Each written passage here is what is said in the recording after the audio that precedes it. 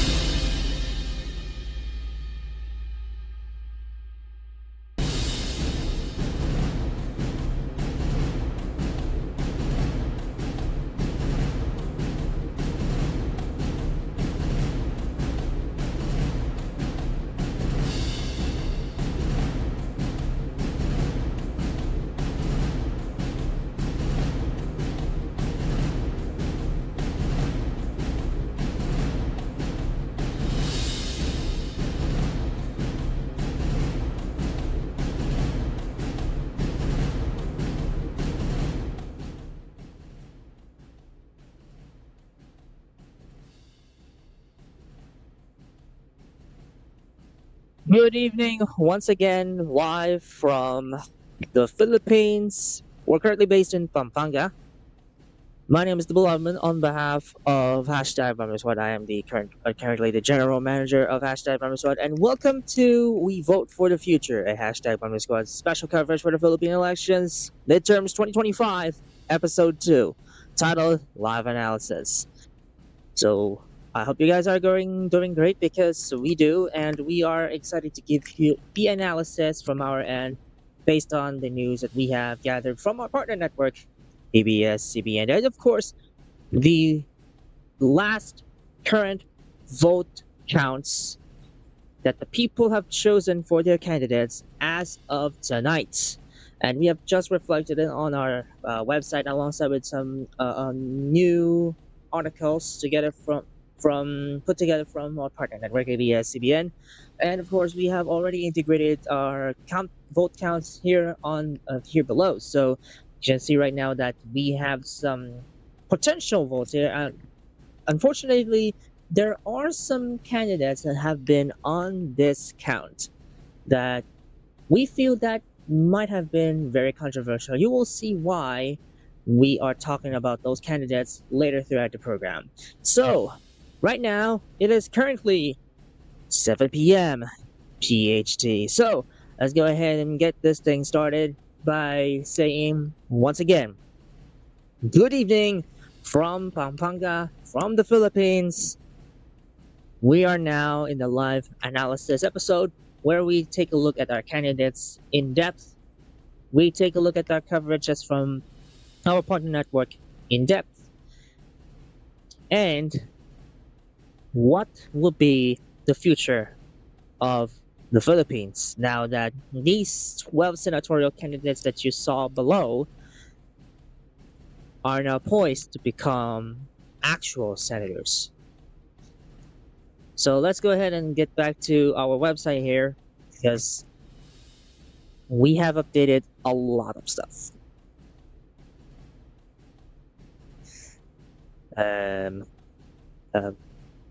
Hold on. Our tracking is a little bit off here, so I just did Control 3.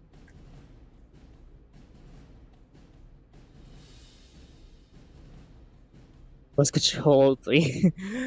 I forgot to do Control 2. I'm so sorry. Anyway, so going back to the things there. So first on the list is none other than Go Bongo from PTB Laban with 26,497,710 votes. So this is from our data from ABS-CBN and Comelec, which is currently at 97.37% completion, with some more votes coming in as per PPCRV. We'll see why in just a bit.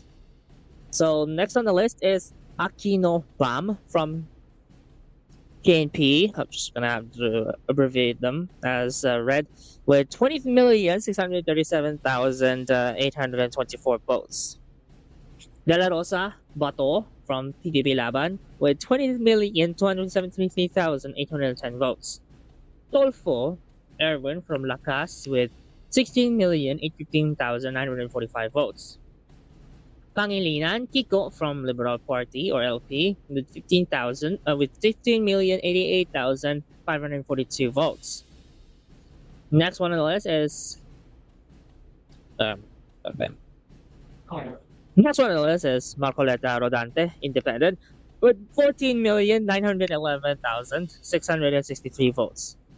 I kind of like pause there for a bit. You'll see why I put that emphasis in just a bit.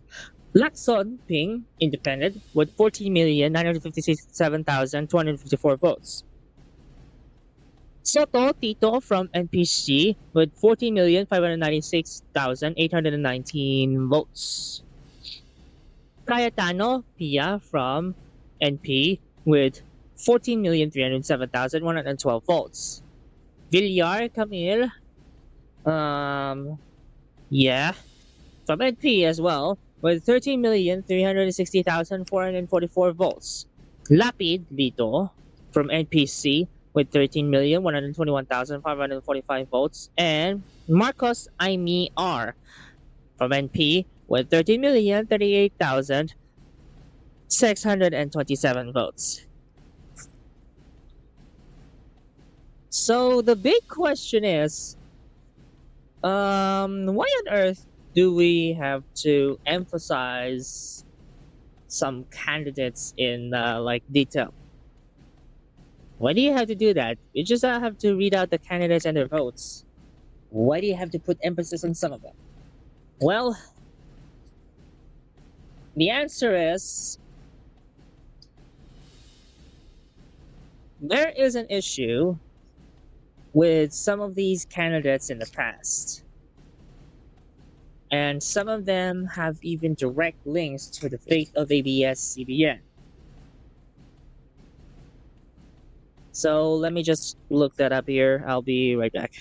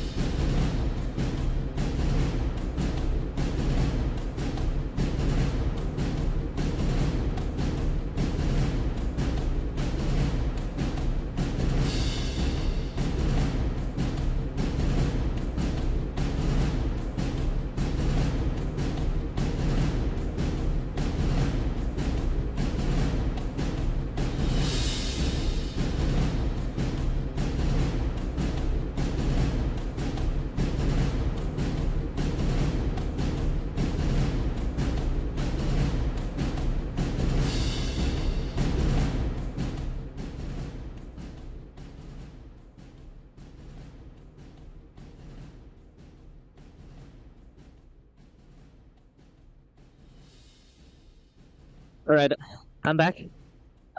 Just took a while to search. However, here we are. So, like I said before, this will be a very controversial Senate race because two of those candidates have direct links to the fate of ABS-CBN when it was denied franchise last July 2020. Or was it June 2020? I don't even quite remember because ABS-CBN has its franchise expired on that same year, specifically 5 May 2020 at 7:45 p.m. PHT. Right after ending TV Patrol, they went straight to acknowledgement. They went straight to thank yous, and they just went straight to the sign off sequence. Then that was just it. The end of ABS-CBN on analog, like at least they are out of analog. Like they made their early exit on analog, but it's still inevitable that ABS-CBN has just died on Philippine television. So because for most Filipinos, analog is still the norm here in the country. So it might seem like if they do not see ABS-CBN, then they will essentially say this is the end of it. So that's the kind of perception that everyone has when this whole thing was a plum. So I'm displaying to you I'm showing you the list coming from Theodore Boborol. This is from the upcoming first year of the death of a network or death of a franchise. A year after that, so we have a number of representatives here. So let me count how many are there. That's 14.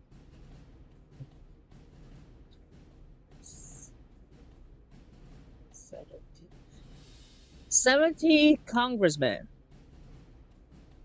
All right, so 70 congresspeople have voted to shut down ABS-CBN and kill its franchise. As Alan Peter Cayetano had said, the franchise is on the table or is off the table. I don't know what kind of term that is, but that basically means there is no path forward for ABS-CBN franchise here to move forward. And one of those Congress people back in those days who is very prominent, who is very vocal about this is none other than former Sagip Representative Rodante Marcoleta. Yes, you heard me correctly. The top senatorial candidate among the top senatorial candidates is none other than former Sagip representative and now independent representative Rodante Marcoleta. And I am not making this up.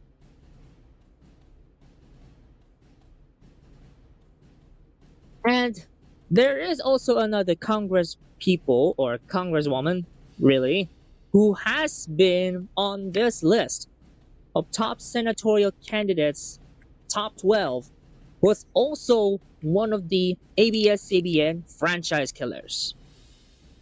Just note that this is directly linked to what we are seeing in the results because those two are also the ABS-CBN franchise killers. Some say they might need to forget all about this because it's already in the past. ABS-CBN is so thriving, even though they don't have a franchise anymore. This is still relevant because if any politician who wishes the death of a network be seated upon any governmental position, that may spell disaster for that broadcaster, and ABS-CBN is no exception. Just look back at 1972 when ABS-CBN died the first time under Marcos Jr.'s father, Ferdinand Marcos Sr. He led the death of ABS-CBN for the first time because the military personnel under his scrutinized martial law has taken over ABS-CBN and branded it as CD2. Now, 70 candidates, 2 of those which are currently top senatorial candidates, top 12 senatorial candidates, have wished death on ABS-CBN for the second time and succeeded. And do you know what else is on the second one on this list? Camille A. Villar. Yes, the one of the heirs to the Villar family, the property owners,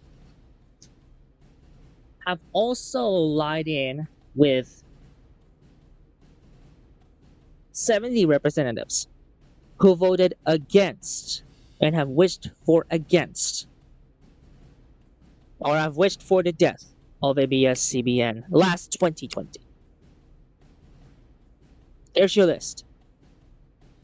And as we dive, as we dove deep further into Marcoleta, I know I might sound a little bit of a stretch here, but just keep this in mind. I have taken a look at the candidates in full detail in the background alongside with my team at the hashtag. I was like, even though it's just two of us here together with him, he's doing some stuff here in the background, and of course he's still a bit inactive, but you know he's been doing stuff that I can't, and I'm doing stuff that he doesn't, so we're still kind of like in harmony ever since. Anyway, um, the main reason we want to grill Marcoleta specifically because he has also some infractions that we deem necessary to disseminate.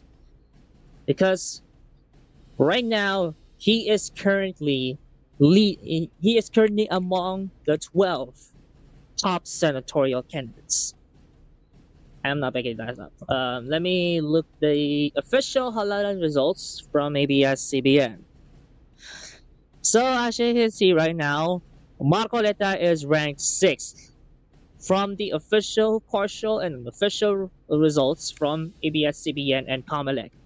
He is currently at the 6th position. He may be an independent candidate now, but back in those days, he is still a Sagip representative. Just take this from me. He is still a Sagip representative through and through, even though he tries to hide it. We still have more in store for Marcoleta because we are still grilling him from top to bottom because, again, like I said before, there are some infractions or there are some articles made about him that we deem necessary to question. What the hell is he doing? So let's take a look at one of our news articles here. Let me just look that up for you guys.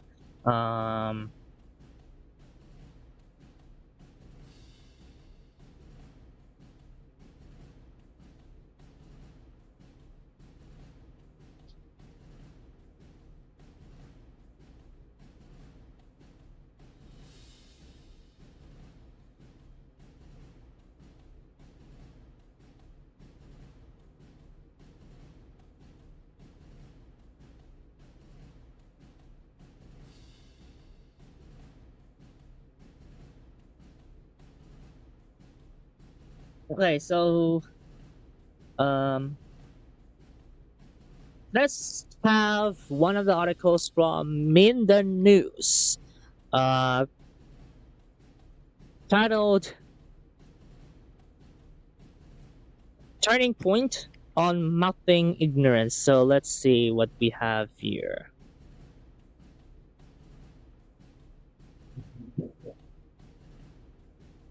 So let me type this in here. So, Naawan Misamis Oriental from 19 February.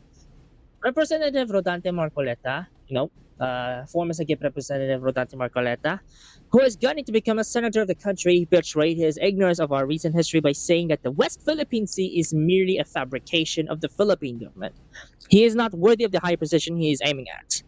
Said pronouncement amounts to his disowning of the territory of the country, which could be equivalent to disloyalty and treason. An elected lawmaker out to educate himself, especially on matters affecting the interest of the land. He should have the facts before opening his mouth. For his education, as well as to his colleagues who are similarly situated, here's some light of history that could be of help to the business of lawmaking. On 5 September 2012, President Benigno Aquino III signed Administrative Order Number 29, renaming South China Sea waters within the country's exclusive economic zone (EEC) or EEZ, West Philippine Sea. The areas include the Luzon Sea as well as the waters around, within, and adjacent to the Kalayaan Island Group and Bago de Masinloc, also known as Scarborough Shoal. According to the administrative order, the Philippines exercises sovereign rights under the principles of international law, including the 1982 United Nations Convention on the Law of the Sea, UNCLOS, to explore and exploit, conserve, and manage the natural resources, whether living or non-living, both renewable and non-renewable, uh, of the seabed, including the subsoil and the adjacent waters, and to conduct other activities for the economic exploitation and exploration of its maritime domain, such as production of the energy from the water, currents, and winds. The West Philippine Sea, OWPS, is real, not a mere figment of imagination. On 12 July 2016, the Hague Arbitration Tribunal affirmed Aquino's order by declaring that the 200 nautical miles of water from the baselines of the Philippines is its EEZ. The ruling debunked and nullified China's claim of the area, including its 9-line augmentation of the claim. Its land reclamation projects and other activities in the Philippine waters are deemed unlawful under the UNCLOS. The Hague Tribunal ruled that China has no legal basis to claim historic rights to the bulk of the South China Sea. The tribunal concluded that China doesn't have the right to resources within its 9-line, which extends hundreds of miles to the south and east of its island province of Hainan and covers some 90% of the disputed waters. The lawmakers may now enact laws to protect our rich marine resources and secure our sovereign territory. All right, so this is from In the Views, which is truly an opinion, but there are some interesting points here from this opinion. Even though it is an opinion, there are some interesting points regarding this, because if we look at another article, this is from Verifiles, and this is a fact-checking body. So let's see what this is. Let's go ahead and zoom that in for your convenience. Or not. Never mind. So let's see what this is like. Sagip represented. So the title is Fact Check. Marcoleta falsely claims there's no such thing as West Philippine Sea. Cites wrong data. What was claimed is that the West Philippine Sea does not appear in any maps. Our verdict is false. The West Philippine Sea is in the official digital map of the National Mapping and Resource Information Authority, or NMRIA. Sagip party list representative Rodante Marcoleta claimed there is nothing as West Philippine Sea, saying the area does not appear in local maps as it merely refers to the country's exclusive economic zone in the South China Sea. He also said the number of land features built in the area by different claimants in the disputed waters. This is false and inaccurate. Contrary to Marcoleta's statement, the West Philippine Sea is recognized in official Philippine documents and maps. The figures he cited are outdated and incorrect, as they represent only the number of outposts in the Spratly Islands, which is just a portion and not the entire South China Sea. So let me read those statements for you. I don't know if I could do a Marcoleta voice, but I might prefer not to. During a joint inquiry by 3 committees of the House of Representatives on the spread of disinformation last 3 February, Marcoleta lamented that the government is not doing enough to explain issues to the public. He criticized an example presented by Representative Dan Fernandez, chair of the Committee on Public Order and Safety, saying, "If we think about it, there's no such thing as the West Philippine Sea. That is nothing. It is a creation by us. To be honest, if we read our maps, there is no West Philippine Sea. The West Philippine Sea is the area that we are claiming. This is the exclusive economic zone." He continued, "It is being claimed that China is occupying our territory. Sir, in all honesty, if the CICC and other agencies would cooperate with one another to empower our people, to educate them all, nobody would be deceived regardless of what China does, because they would know that we are all claimants to the South China Sea. Several of us, Philippines, China, Vietnam, we don't even know that Vietnam has the most features occupied in the South China Sea. We have 22. China has 14. We have 8. Malaysia 14. Taiwan 1. Commodore J. Tariela, Philippine Coast Guard spokesperson for West Philippine Sea Matters, posted on X on 4 February, describing Marcoleta's claim as a disservice and an embarrassment.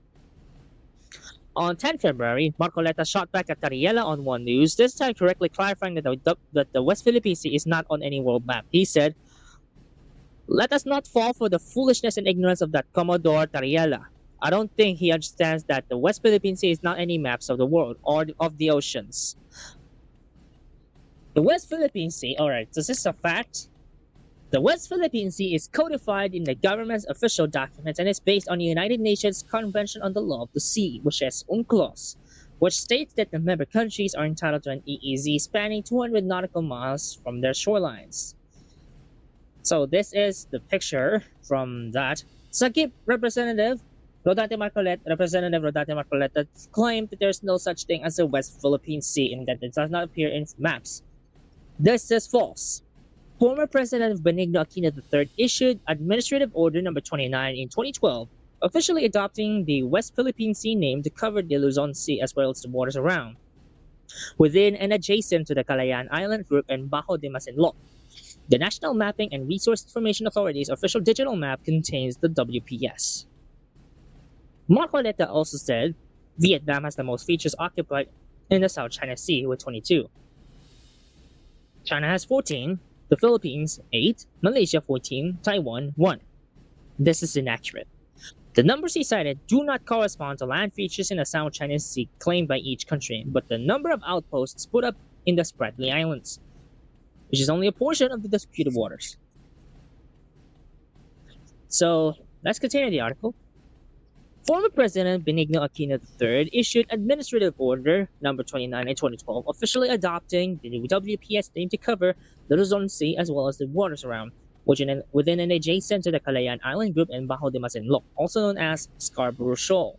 The name definition of the WPS is carried in the Republic Act No. 12064, or the Philippine Maritime Zones Act, signed in November 2024.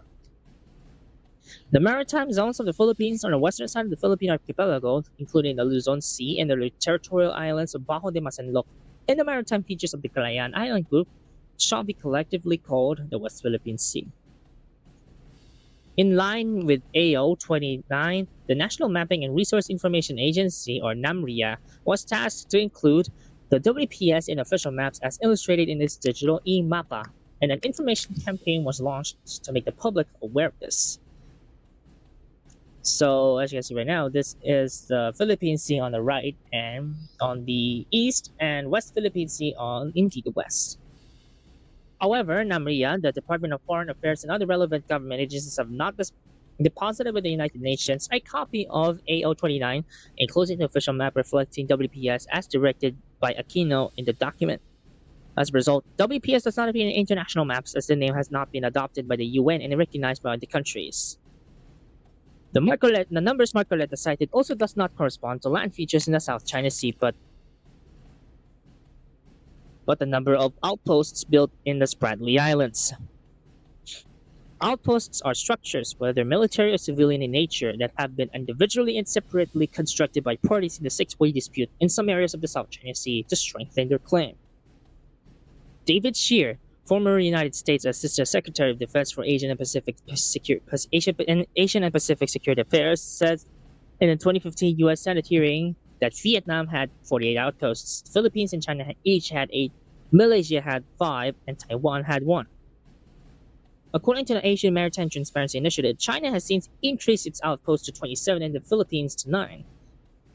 Vietnam's outposts range from 49 to 51. The status of some construction projects remain unclear.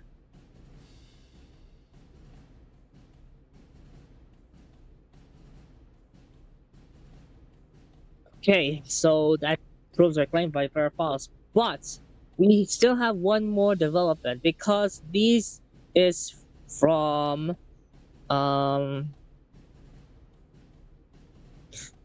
hold on. Alright, from ABS-CBN itself, because this is now an official, because the West Philippine Sea is now officially adopted on Google Maps. We'll see why in just a bit. But for now, let's check a look at the article.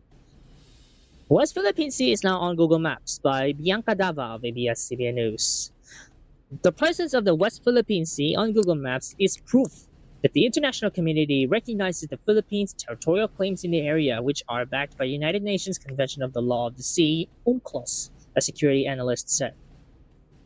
The portion of the South China Sea of the Philippines is now labeled by Google Maps as the West Philippine Sea. A quick search on the Google Mapping platform showed Monday. The presence of the West Philippine Sea on Google Maps is a great manifestation of that the world recognizes our UNCLOS-backed territorial claims. Dr. Chester Cabalsa, founder and president of the International Development and Security Cooperation, told ABS-CBN News. It brings back the same joy and enthusiasm which when we won the Arbitral Award in July 2016, he added. The term West Philippine Sea was first used in 2011 during the administration of the late President Benigno Aquino III when referring to the maritime areas on the western side of the archipelago that are within its 200 nautical mile exclusive economic zone, EEZ. In 2012, the maritime areas on the western side of the nation were named by former President Benigno Aquino III as the West Philippine Sea through his Administrative Order Number 29. During this time, Manila also initiated an arbitration process to protest Beijing's claims in almost the entire South China Sea. 4 years later, in 2016, the Permanent Court of Arbitration in The Hague invalidated China's dash line claims. However, Beijing continues to ignore the decision. Since then, there have been frequent clashes between the Philippine and Chinese vessels in the waters. Cabalsa also pointed out that Google Maps having a West Philippine Sea entry coincides with preparations for the 40th iteration of the Balikatan exercises between the Philippines and the United States. I think tumuon ito sa 40th Balikatan exercises natin. I believe it has something to do with the help of the US that they are still challenging China, he said. Beijing claims most of the strategic waterway despite a 2016 International Tribunal ruling that went against it. And there have been frequent clashes of 10 standoffs between Philippine and Chinese vessels. Brunei, Malaysia, Taiwan, and Vietnam also have claims to the waters. Alright, so that goes to show that even the national press have now been formally recognizing the the international waters and having West Philippine Sea on it. So, in order to have more proof, let's have a look at the West Philippine Sea on Google Maps, shall we?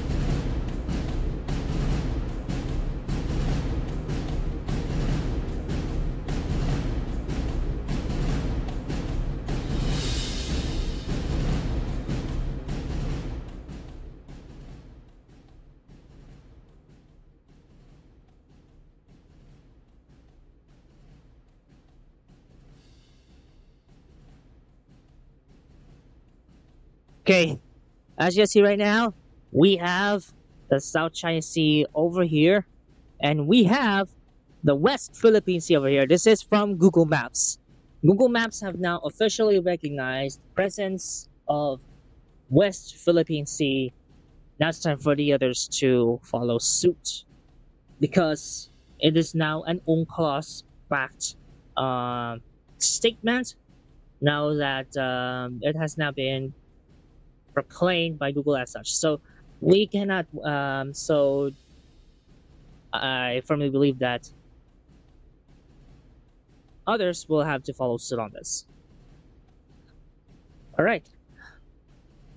So we are still not done grilling Marcoleta. So we are still grilling him in the background because not only is a top EBS one of the top senatorial candidates to be poised for 2020 for the senatorial seat, He is one of the notorious representatives, one of the notorious representatives who have put an end to ABS-CBN's legacy and have also questioned the legality of the West Philippine Sea, which turned out to be false. So just keep this in mind. Anyways, De La Rosa Bato has some of his own controversies as well, mainly because of the extrajudicial killings and, of course, linked to Duterte, who is currently at The Hague. And we're very uncertain about the future of that as well, because Duterte himself, like Rodrigo Duterte, has returned to becoming mayor. So let's go ahead and check the stuff here. Let me see. From Davao. Where is Davao at? Where is it? Davao del Norte?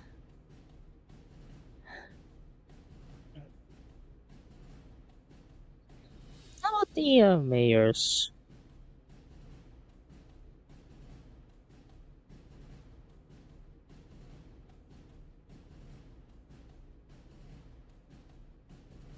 Oh, let me just find them. Let me find them where Digong is at.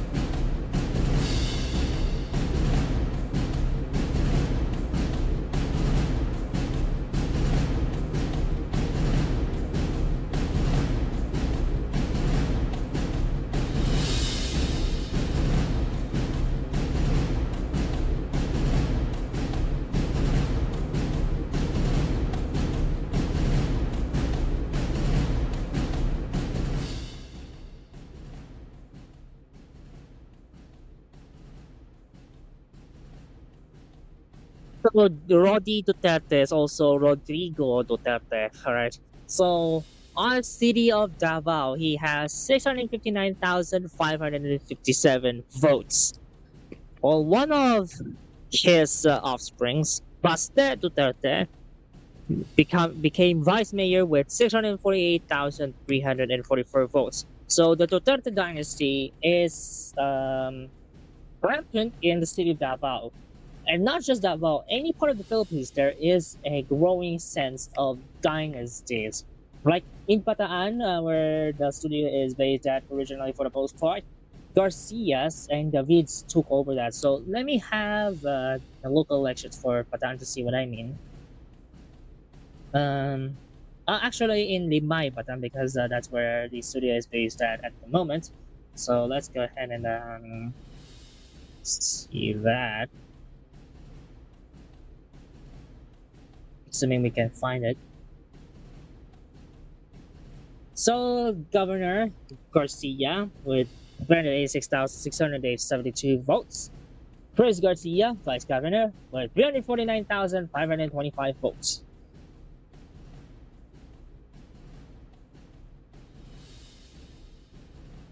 Okay. So let me look at Limay, because that's where our studio is based at. And Richie David is the mayor of Limay with 29,773 votes, and Grace David with 29,432 votes. So meaningless to say, from this alone, like from the municipality of Limay in Bataan, dynasties are showing and are still rampant and are still relevant to this very day, and they still influence on how we vote. So let me look at one example in Marcos Enriched province of Ilocos Norte. Um, If I can find, oh yeah, there it is. Ilocos Norte. Cecilia Marcos is the governor with 298,533 votes. And Matthew Marcos Manotoc, of course, we have Marcos Dynasty on here, with 313,391 votes. And of course, he is the only vice governor in that particular region. So let's take a look at the city of Lawag for one instance. Never mind, it doesn't have Marcos on it. Let me have.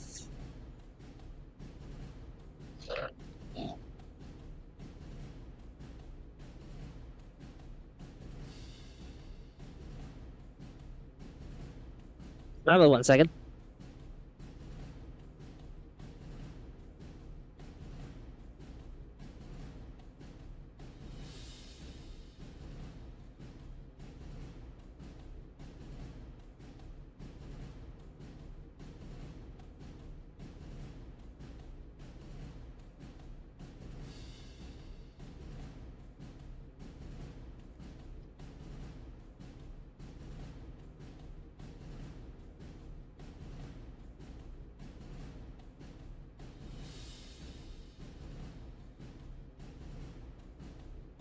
Okay, so I'm not even sure if that would also count, but I mean, they're there. We have them, so I'll be back in just a little bit. You are still tuning in to We Vote for the Future, hashtag 1 Minute Squad special coverage for the Philippine elections. It is currently 7:40 p.m. PHT. We'll see you guys in a bit.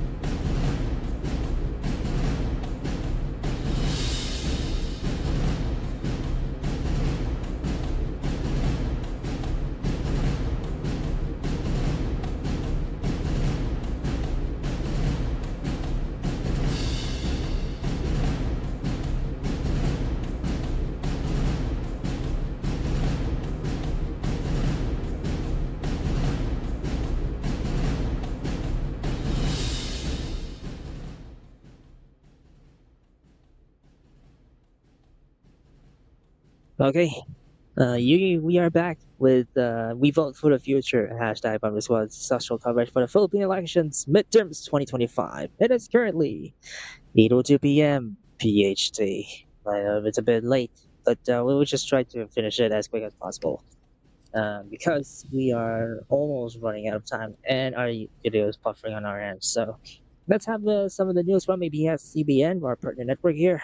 First of all, it's PPCRV calls for volunteers as more permanent election returns arrive. So let's have a quick look. Here's from Herlene Delgado of ABS-CBN News.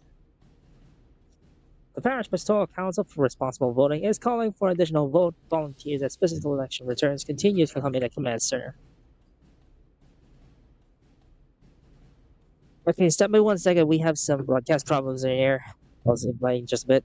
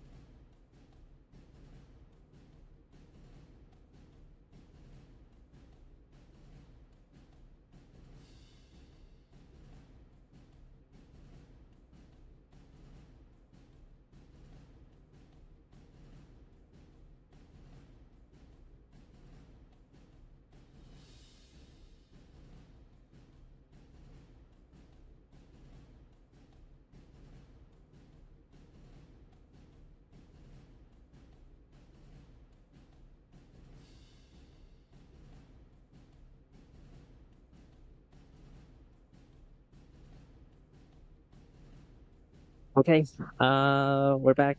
Apologies for the the interrupt there, sudden interrupt there. But let's get going. Let's restart the article again. So the Parish Pastoral Council for Responsible Voting is calling for additional volunteers as physical election returns continue to come in at the command center. PPCRV spokesperson Ana de Villa Singson said 11,860 printed election returns have arrived, about 12.71% of all election returns nationwide. We already have critical mass because we already have 12% in-house and more coming in today for our couriers, Singson said in a briefing Wednesday, May 14th. Singson appealed to interested volunteers as she emphasized the critical role of the group's auditing process. So where to go? PPCRV Command Center is at the second floor of the PLDT Sampaloc office at the corner of Espana and Macalaig Streets in Sampaloc, Manila.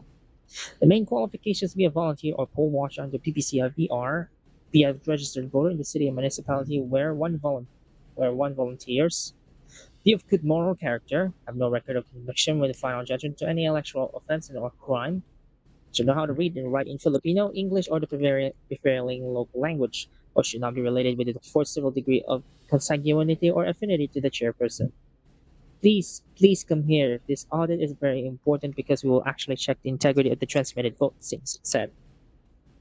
The PPCRV is an accredited citizens arm of the Commission on Elections mandated to conduct the unofficial partial count. So for the verification of election returns, Singh noted that in the previous elections, they saw differences during the audit, but most of them were explainable. PPCRV volunteers compare the printouts of elections returns against the ERs transmitted electronically. Ideally, the two should match. Verifying can be, well, human not naman exhausting, but you need to risk once in a while. So we really need volunteers to come in, she added. The election watchdog hopes to match the number of volunteers that they had in the 2022 elections, where 64,000 served at the command center and around 350,000 volunteered at polling centers nationwide. Also, Singh Sun recognized the service of volunteers as she cited several challenges that they face in collecting and transporting the physical ERs to the command center. We already got reports that sometimes those ERs are not being given to us. That's why we can never get 100% of the ERs. The other challenges are logistics, she disclosed. The PBCRV is assigned to get the third out of the 9 pre-transmission ERs according to Simpson. I'm taking this chance to say thank you to every single volunteer. I mean, you're doing heroic service. You're rendering heroic service for the country, especially since they have no expectation naman or anything. This is really just a service, the PPCRV official said. So that's one from the PPCRV.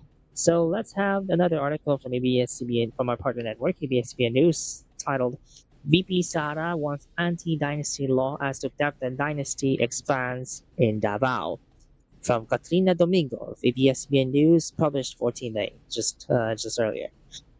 Vice President Sara Duterte said she would support a legislative measure banning political dynasties in the Philippines despite having despite hailing from a family of politicians. Ako yung may pinakamalaki at solid ang credibilidad to speak about political dynasty because I come from a political dynasty, so wala naman mas matindi pang expert sa political dynasty. Duterte told reporters after casting her vote in the 2025 midterm elections. Susuportahan ko ba ang batas na anti-political dynasty? Yes. Kung bibigyan nila ako ng pagkakataon, ako yung susulat. Ako yung pinakamagaling sa political dynasty, she said. Throughout the campaign season, the vice president has repeatedly urged people to scrutinize candidates based on their track record and abilities instead of their family names. In her speeches, Duterte would usually use her family as an example when persuading the public to think twice before voting for candidates based on their last names. I am campaigning about us selecting people automatically based on their family affiliation, she said in a press conference. Hindi automatic yung nakapag-anak, asawa, kapatid, pamangkin, automatic na absent absent a law. This is the most we can do as voters. Question the capacity and the competence of the candidate, she said. When asked about how many family members each dynasty will be allowed to have in the proposal, Duterte said, hindi ko pa sinusulat pero pag binigyan ako ng chance, ako susulat niyan. The vice president said that the Duterte family has yet to discuss her stance on political dynasties. Quiet sila, wala nag-take up, she said.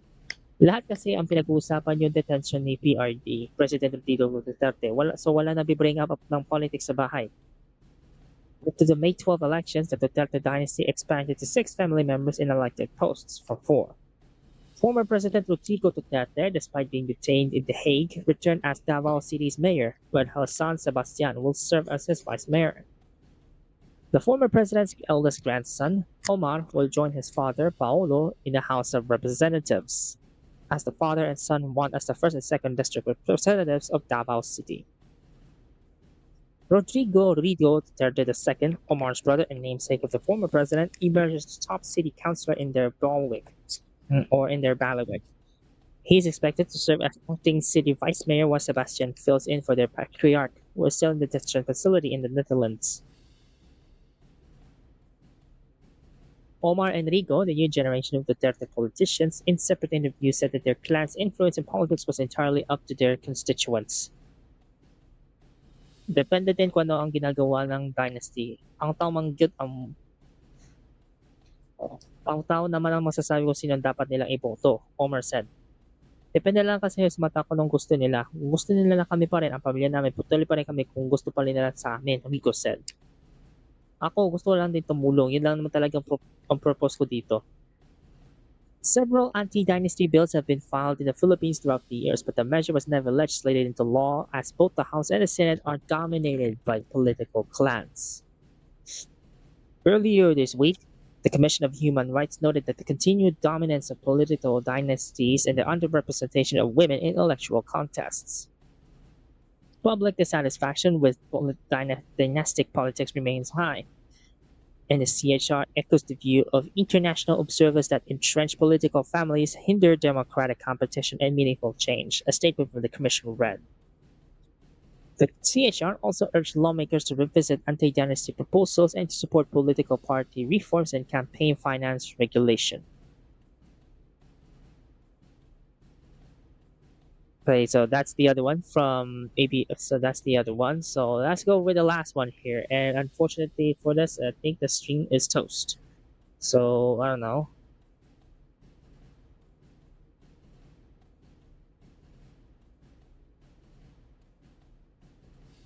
Okay, so I think we're good. Our stream is still at the green, so I think we might be okay.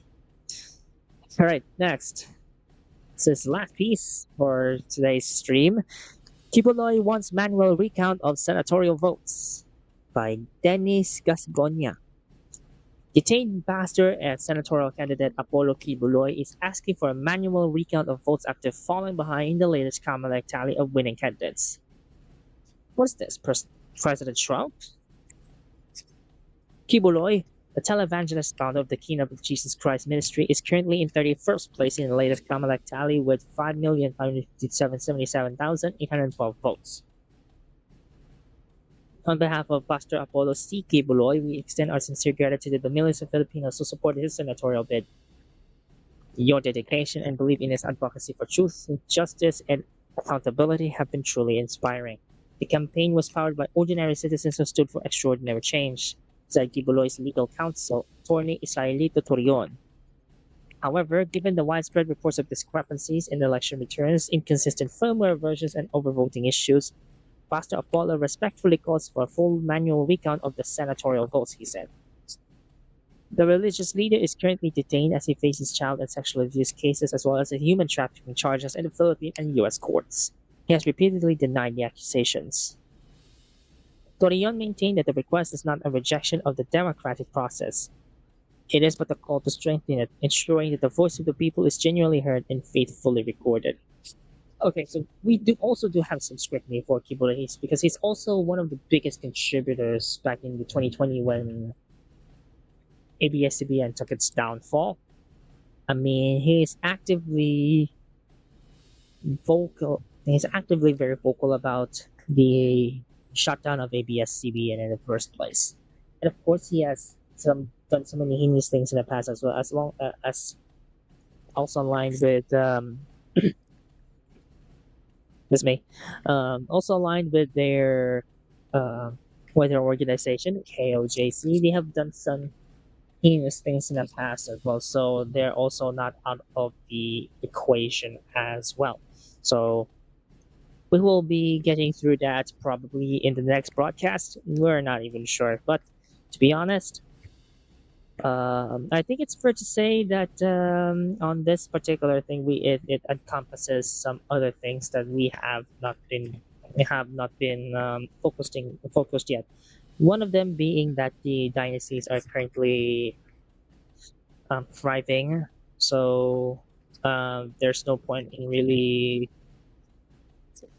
preventing it because that's the perspective of the photos. If there are some ways that they can circumvent those or probably push on the inside of those dynasties to break it apart, that would be a huge deal in the next elections. And for me, I think it's fair to say that I mean, some dynasties have done their work very um, diligently, but I do think that there's still some stuff that needs to be addressed, like dynasties overall.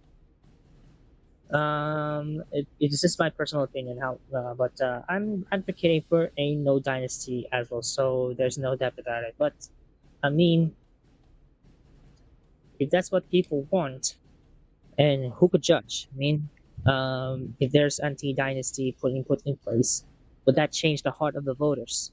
That will be the next question that we will be asking, or that needs to be answered in line with the next general elections. You know, the general elections, like the presidential elections as a whole, because once again, how can we vote, or how can we change this perspective of the voters when voters themselves indicate that it's okay to have dynasties, considering the families and like families, like we already have seen it with our own eyes and on the election results. The feed from the Limay from town of Limay in Bataan had earned their spot, and then multiple runnings ever since. Um, Duterte's also had clinched their votes there. They're still reigning in Davao City. Marcos, also one of the dynasties, still going strong in Ilocos Norte. So all the key elements of the prominent surnames or family names are still in line with what we have here. And unfortunately, it's fair to me to say that this will go on for future elections until there is still more work to be done. So I may have to address this Kokamalek that you may need to enact on behalf of the other lawmakers to address the dynasty concerns, and of course educate the voters, just for educate them, just continue to educate them that dynasties can be fatal. So anyways, that's the last from ABS-CBN. We will be keeping in touch with that on our website. That's mamiswa.github.io/. Nominal votes PH. We are regularly updating it. Of course, if we do have time for it. We're still going to be updating this as soon as we can, as long as we are able to. So we are going to wrap this up here. Let me switch over to. All right. So I think that is basically it for us here. It is currently 19 p.m. PHT, and I would like to thank you guys for all your continuous effort and upholding the truth, and of course tuning in, supporting hashtag Mom Squad throughout the years. It's been an absolute pleasure to be able to cover these types of elections. But it's our first time doing this live.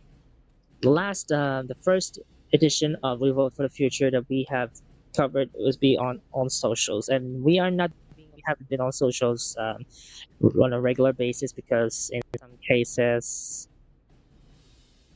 we've been at work for most part, so we have been very busy much, but we have still had some time to actually look back and do these streams for you guys.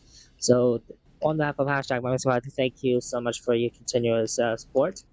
So I think this is the end of our broadcast here, but we will still be returning until next Monday, which will be on 19 May of 2025.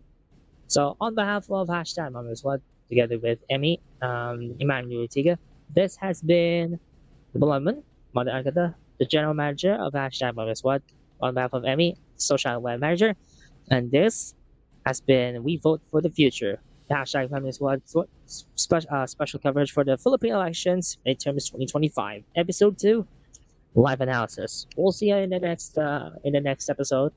See you next time.